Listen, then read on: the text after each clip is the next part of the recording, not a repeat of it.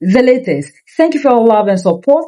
I appreciate you. All those who are liking, sharing, commenting, I say thank you so much. They say when a house is burning, the owner doesn't ask the color of the water used to quench it. But what happens when the one who claims to be the firefighter is the one who threw the matches? All my anonymous supporters, my VIPs, my kings and queens, I appreciate all of you. Today we aren't just looking at news. We are looking at the crack in the foundation of an empire. We are talking about the 12-day war, a conflict that has turned the sons of Iran into a graveyard and the halls of Washington into a theater of the absurd. At the center of it all is a weapon called the tomahawk, and a lie so transparent it has forced the American minority leaders to do something they really do: tell the truth.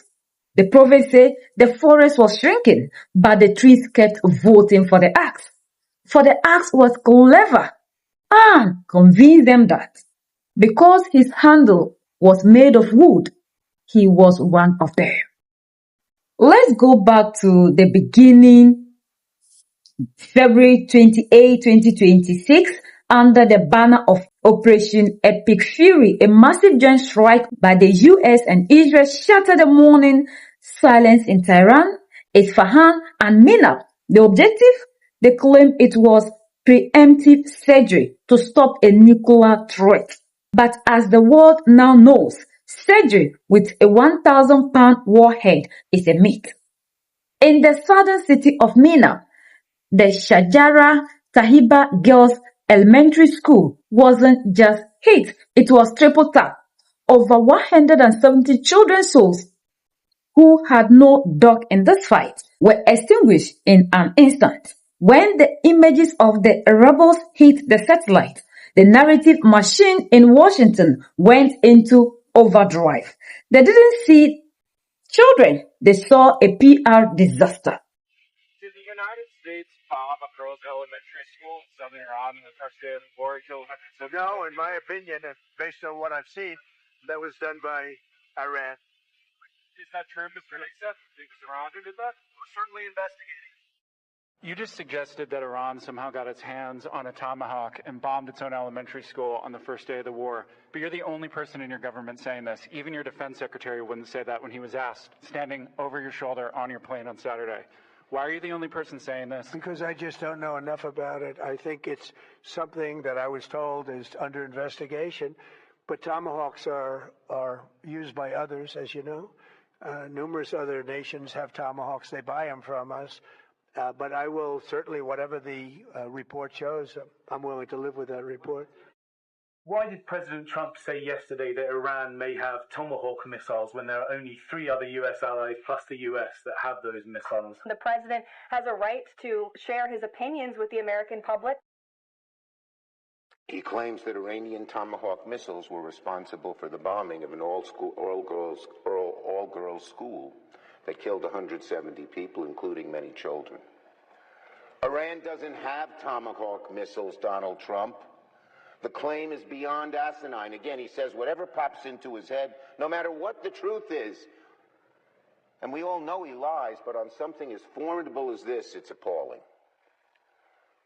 No other leader in the administration, not even Pete Hegseth, who does whatever Trump wants, is claiming Iranian missiles did this. Trump is lying through his teeth. So, this morning I will be demanding a full, independent, and transparent investigation to get to the bottom of what happened at this school and why so many innocent civilians were tragically killed. There needs to be accountability. After Trump attempted to fabricate lies to blame Iran for the school attack to evade responsibility, journalist Manu Raju made him a laughingstock with a single action. Recently, Trump claimed that Iran itself attacked the Iranian girls' school because Iranian weapons lacked precision. This absurd claim immediately enraged Manu Raju, who swiftly took action to expose Trump's fabrication. First, Manu Raju challenged Trump, pointing out that the weapons used in the school attack were U.S.-made Tomahawk missiles, precision-guided systems capable of striking targets within meters, not the inaccurate weapons Trump claimed. Faced with this accusation, Trump fabricated another lie, claiming that Iran also possessed Tomahawk missiles. In reality, the U.S. has never sold or transferred such missiles to Iran, and at the time, Iran was on a completely defensive posture and incapable of launching such an attack. When Manu Raju again exposed this excuse, Trump awkwardly backed down, claiming he lacked sufficient knowledge of the incident, and continued to claim that other countries also possessed. Trump's explanation about his war, as I say, grows more confusing, more contradictory every hour almost. Yesterday, Trump casually claimed, I think the war is very complete, pretty much. But this morning, Hegseth stood before the cameras and announced that today will be the most intense day of strikes yet, involving, quote, the most fighters, the most bombers, the most strikes, unquote. Which is it? Is the war ending soon, or are we on the brink of the worst fighting yet? Donald Trump's a liar. He claims that Iranian Tomahawk missiles were responsible for the bombing of an all-girls school that unfortunately killed 170 people, many of them children. Iran doesn't have Tomahawk missiles. The claim is beyond asinine. It's just an outright lie. The president can't just talk off the top of his head on something as formidable as this. The president of the United States is spreading blatant lies about a war he started. This is war. American troops are in harm's way. Billions are being spent overseas when there are such desperate needs here at home to lower costs. Yet the administration still cannot explain a clear strategy or an endgame. Anyway, I joined today with Senators Reid and Shaheen and called on the Senate to hold Trump administration officials, Rubio, Hegseth, and the rest, to come and answer for their failures and explain to the American people what the hell is going on. That's what people are asking in drugstores and bowling alleys and office buildings. What is going on? No one can understand it from what the Trump administration and Trump himself are saying. Trump doesn't care about being honest and direct with the American people. He doesn't care about the soldiers he's putting in harm's way. He doesn't care about the billions we're spending while Americans struggle to make ends meet. He can't articulate a plan or a vision because he has neither. No plan, no vision, and we're at war. The American people are tired of the chaos. They're tired of the lies. What we're witnessing right now is the fact that, Israeli Prime Minister Netanyahu said the other day he's been waiting 40 years to launch this attack. And he finally found an American president in Donald Trump who was stupid enough and reckless enough to do it. The Trump administration has no plan. They've never had a plan. Their rationales shift day to day. They have no end game. What we're witnessing here is an administration that has put American lives at risk. We've lost 7 service members, many more wounded, many civilians killed, Iranian civilians, including school kids. And they can't tell the American people what this is all about. This is making our country less safe. They've taken the lid off Pandora's box and unleashed forces that they have no plan to deal with. I emerged from this briefing as dissatisfied and angry, frankly, as I have from any past briefing in my 15 years in the Senate. I am left with more questions than answers, especially about the cost of the war. My questions have been unanswered, and I will demand answers because the American people deserve to know. And I guess I am most concerned about the threat to American lives of potentially deploying our sons and daughters on the ground in Iran. We seem to be on a path toward deploying American troops on the ground in Iran to accomplish any of the potential objectives here. Then came the moment that will go down in the history of geopolitical gaslighting. Facing the world's fury, the president stood before the cameras and didn't just deny responsibility. He tried to rewrite the laws of physics and commerce.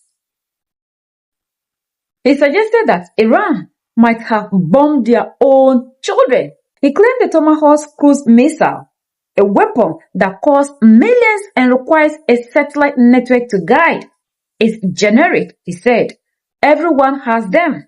Iran has them, and they wish they had more. But here is the reality. To say a Tomahawk is generic is like saying the stripes on a tiger are painted on by a child.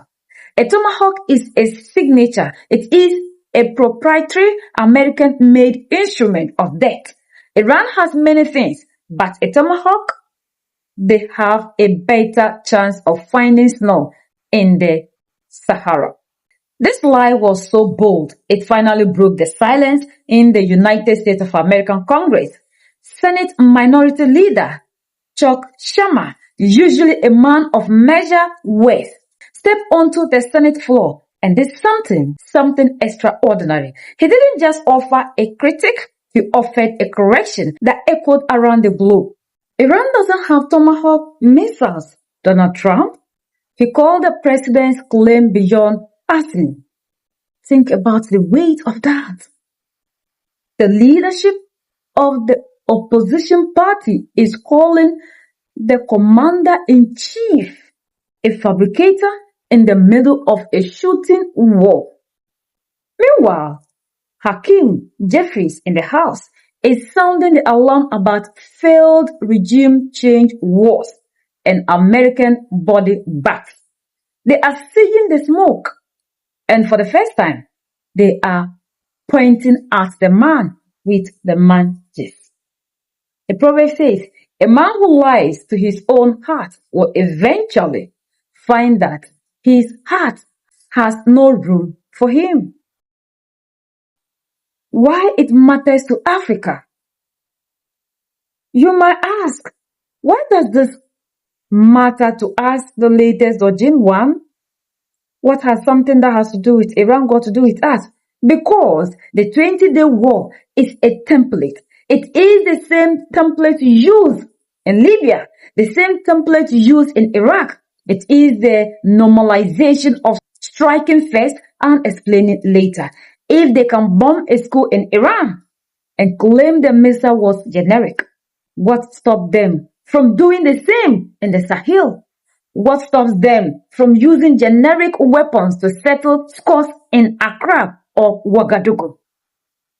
When the big fish in the pond starts claiming he didn't swallow the small fish, even as the tail is still sticking out of his mouth, the whole pond is in danger.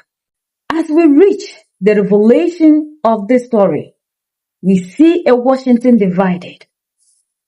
Mitch McConnell offers blessings to bombs, while the minority leaders scramble for a war, powers resolution to stop a war that was never declared. The truth is like the sun. You can hold up a hand to block it, but you cannot pull it out. The debris in Mina has made in US written all over it. No matter how many times they call it generic, a man who does not look back at where the rain began to beat him will never know where he dries his body. We must look back. We must remember February 28th. We must remember that the hunter's lie is the prey's death warrant. This is the latest Dojin one. We don't just tell you what happened. We tell you why they are lying about it. If you believe in sovereignty, if you believe in truth, hit the subscribe button. Support the channel. Let the hunter know we are watching the forest. United we stand, divided we fall, and united we keep standing forever and ever. The greatest enemy of the African is mental slavery. So let's decolonize ourselves from mental slavery. Let's keep sharing to educate our brothers and sisters. Together we'll make Africa great for ourselves and the next generations that are going to come. So that's the latest around the world. And in the United States of America,